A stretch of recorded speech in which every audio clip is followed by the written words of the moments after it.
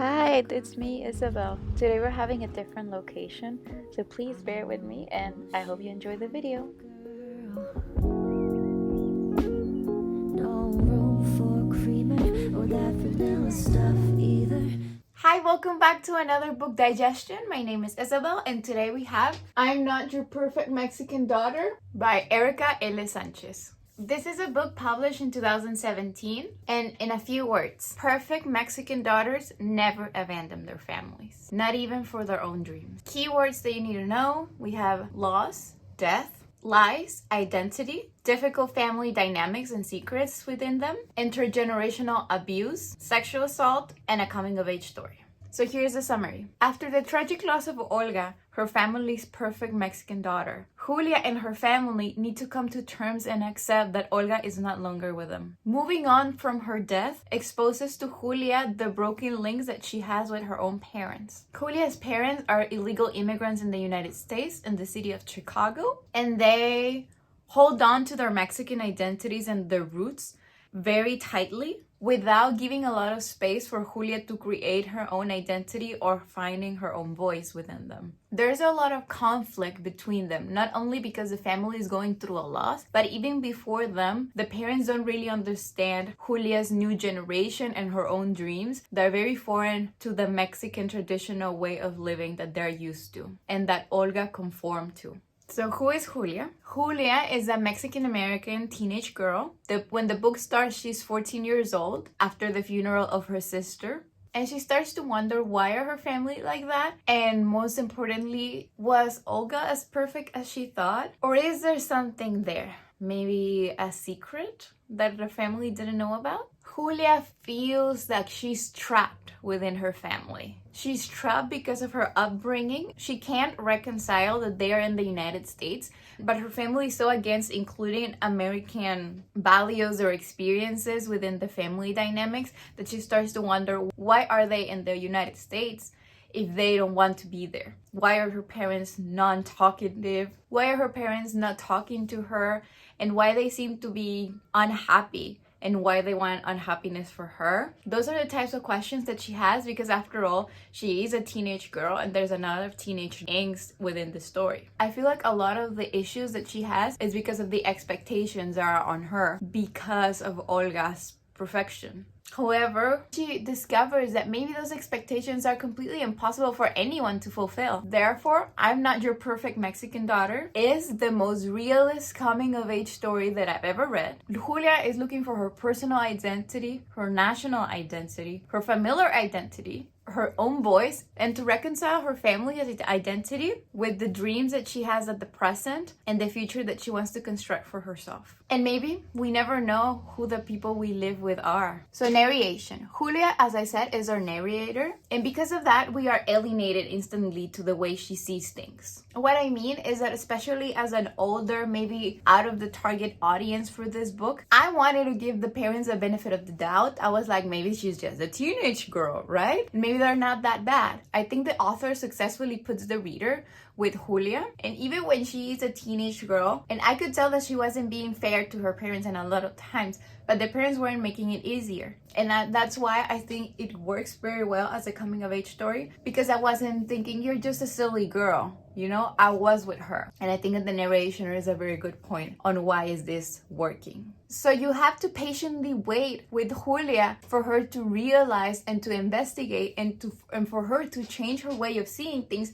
so you can see them too. There's no rushing in the growing and maturing process. The target age group and the genre is different from what I usually read now. This is a young adult fiction novel. And I know that if I say young adult fiction novel, a lot of people are just gonna run away because there are adults who read complicated things or something like that. Let's not restrict your ability of empathy, and let's not restrict yourself. I cannot stress this enough. If you are 18 and older, maybe you're 63 or whatever you are, you can still read the story and enjoy it. Especially if you are a parent or you have kids or you're in the process or you're just a happy 25-year-old person without kids and without being a teenager, you can still relate to the story and learn a lot from Julia's perspective and experience. On the other hand, maybe if you're under, what would it be, like 14 years old, like she is at the beginning of the novel, maybe I would recommend waiting a little bit. I'm just giving you a warning. There's death, there's abuse, there's gang violence and just violence in general. There is suicide, and there are a lot of things that maybe younger audiences wouldn't even like, wouldn't even be entertained by them. So that will be just the only warnings I give. And I encourage you, if you are over the young adult category, don't pass on this book. So let's go to the why should you read it. So let's go on the why should you read it. Because I say so. Just believe me, just believe me. Do it even if you're not Mexican. Do it even if you're not female. Do it even if you're not a teenager. Do it even if you don't read young adults novels. This is a hard story. It's not sugar-coated. It's not a girl meets guy and the world goes perfect. It really isn't. This is a story about truth and family, and how family can really screw you up, but just how family really takes a big part on who you are as a person and how much they influence you. Like, I'm not saying that Julia's parents are bad and her family sucks. Not at all. But I'm saying that family structures that do not work need to be represented in stories, and we not only need to represent them and see, oh yeah, this character has a horrible life and this is why he goes away or she goes away and does something completely different. It's about, yes, this person has a fucked up family and they're not okay and they're working on it. Like, it's not just about her, it's about her way and her experience and her working on her family. And this ultimately is what makes Julia mature and grow as a person, and to be ready to go for the future that she wants without any regrets or without any doubt that she is doing what is necessary and when it's good for her. I think there's a reconciliation between generations, and this is also an important point of why you should read this book. This has to resonate with everyone. Like, it just has to. It has to resonate with you if you put attention. If you pay attention to it, it has to resonate with you, because we are not in a bubble, and we're not only on our own, and we are never going to be like that. We grew up with people from a different generation, even if it weren't your parents, even if you were raised by a grandmother, by uncles and aunts, by an adopted family, whatever. People grow up with others. This is why we're humans. We conglomerate in society. And eventually you are going to live with other people who come from different points of view than you because of their upbringing.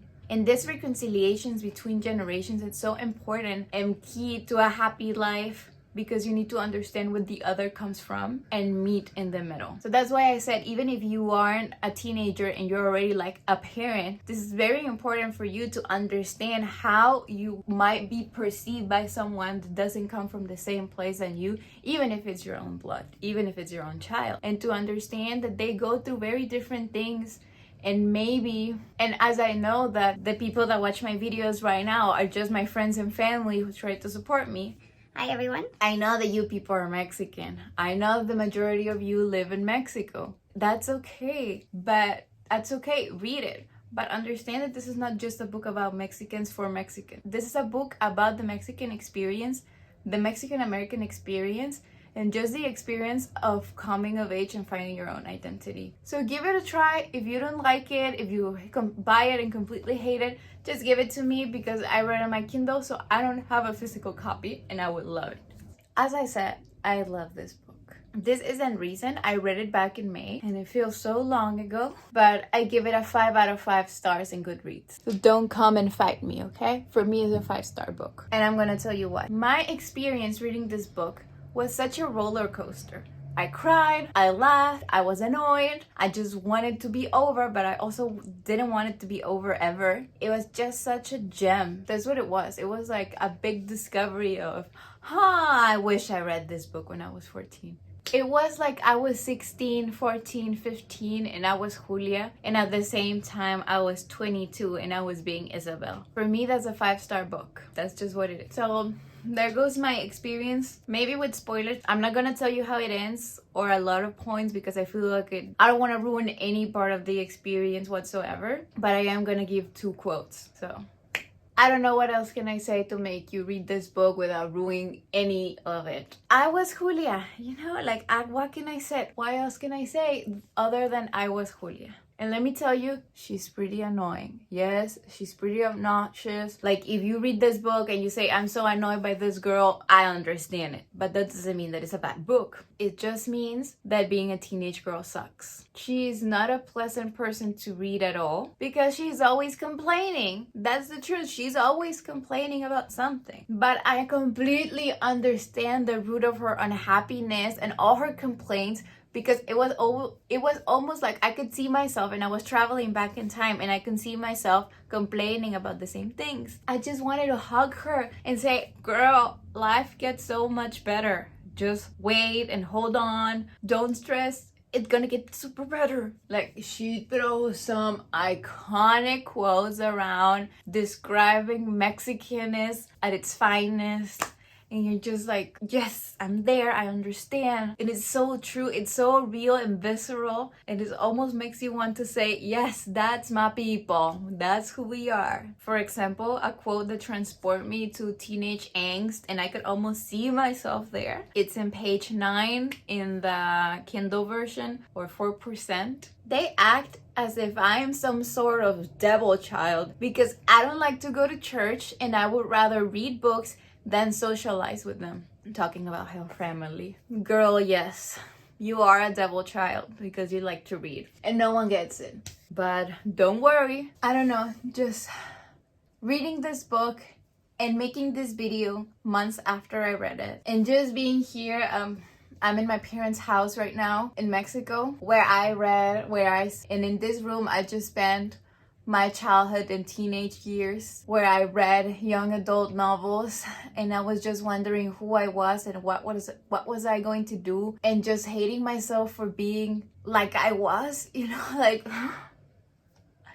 just hating myself for being the way I was. Like, why can't I be like my sister, like my cousins, like the people I know who don't seem to have all this angst within them, who don't seem that they want to run away and they just can have a good time in a party and talk to people, and they just didn't spend their days daydreaming about running away like I did. And reading this book as a 22-year-old person about to finish school, studying what I always wanted to study, and being empowered by knowing what I know now, I just wish I could have held Julia, but more likely, I really wish I could have held myself and say, just hang in there, you'll get what you want. Sorry for the emotional parentheses there, but I wasn't the only one in this novel. My dad was in it too. And I'm gonna read another quote. This is in chapter 2, page 11 probably. And it says, Appa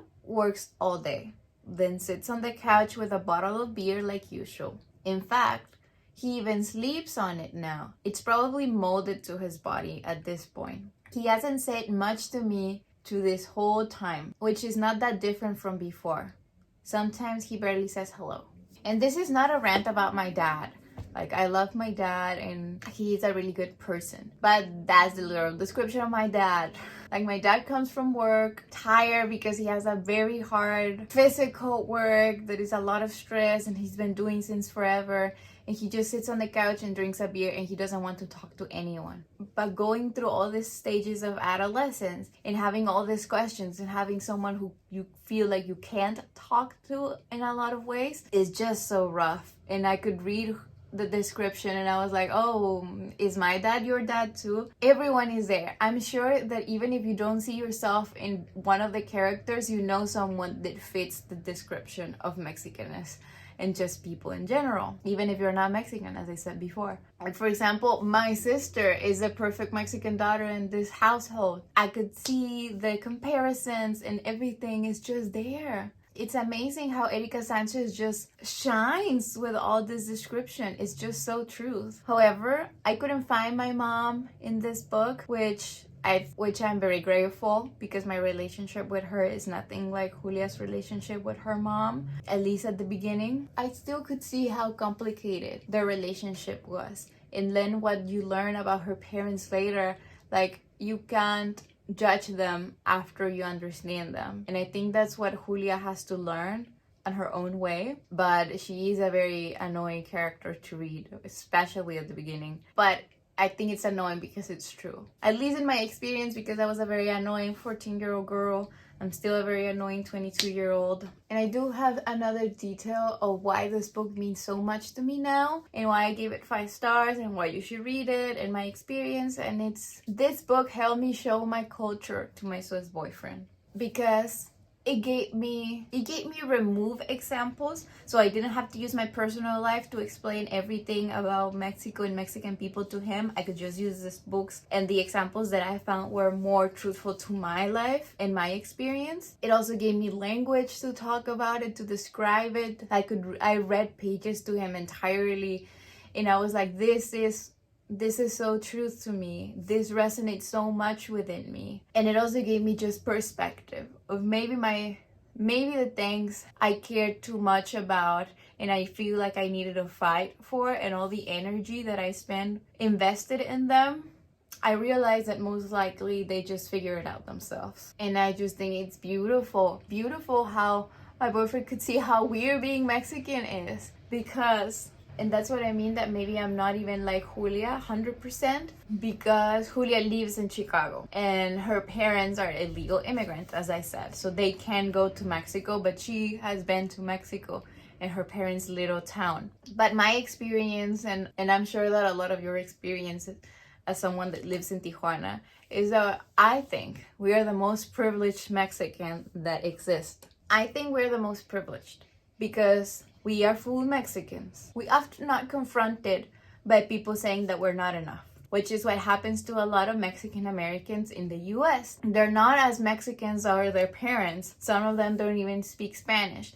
And people look, and other Mexicans look at them as not enough. And at the same time, they're not American enough. And if they don't look American and they look Mexican without even feeling themselves Mexicans, it's just a conflict of identity and identity crisis that we as people that live in the border don't have, with the confidence that we know who we are and we know where we belong. Before, I found it so difficult to understand it because I was seeing it from my privileged vision as someone that grew up in the border. And then without that privilege and with that perspective, I could communicate that experience to someone like my boyfriend who was completely removed from that. So this book made me excel, accept, understand, and see my experience as valid as anyone else's, and to see and Mexican Americans' experience as valid as well. To see that within Mexicans, we are very quick to judge others, and that it's okay to acknowledge that and to work for changing and welcoming everyone. So I'm here to ask you to welcome others, to be more understanding, to know about your own privilege. But this book is so good that puts you in your place every time. Like when you think you're so above every teenage thing and drama because you're an adult, it takes you back there. When you think that you are the epitome of Mexicanness and of wokeness at the same time, it puts you back there and it shows you the things that you might be failing or lacking or making other people feel uncomfortable. Therefore, please go read this book. Let me know what you thought. If you have any questions, you can always leave me a comment or reach out on my social media. Thank you so much for watching my video, and I'll see you next week. Bye-bye.